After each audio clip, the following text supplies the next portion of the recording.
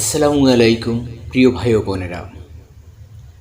কল্পনা করুন, এক নির্জন পাহাড়ি পথ, তিনজন মানুষ সফরে বের হয়েছেন।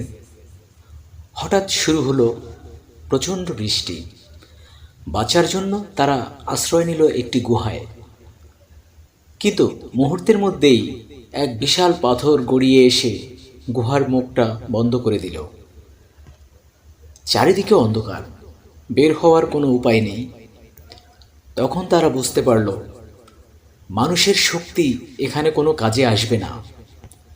একজন আরেকজনকে বলল, চলো আল্লাহর কাছে আমাদের সবচেয়ে খাঁটি নেক আমলের কথা তুলে ধরে দোয়া করি। প্রথম ব্যক্তি বলল, হে আল্লাহ, আমি সব সময় আমার বাবা মাকে সন্তানদের আগেই খাবার দিতাম।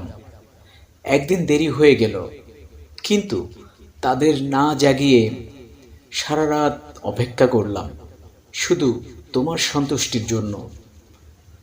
দোয়ার সাথে সাথেই পাথরটি একটু সরে গেল। দ্বিতীয় ব্যক্তি বলল, হে আল্লাহ, আমি এক নারীর প্রতি প্রবল আকর্ষণ বোধ করতাম।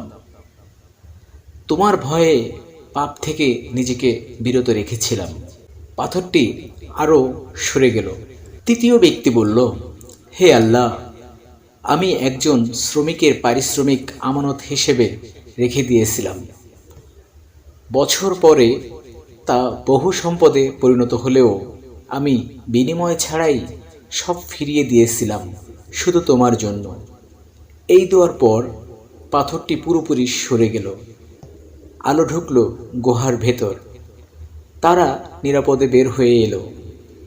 এই ঘটনা আমাদের শেখায়, খাঁটি নিয়তে করা নেক আমল বিপদের সময় আল্লাহর সাহায্য ডেকে আনে। এটি একটি সত্য ঘটনা, সহিহ বুখারী ও সহিহ মুসলিমে বর্ণিত। প্রিয় ভাই ও বোনেরা, এমন হাদিসের ঘটনা সম্বলিত ভিডিও পেতে চ্যানেলটি সাবস্ক্রাইব দিয়ে সাথেই থাকুন।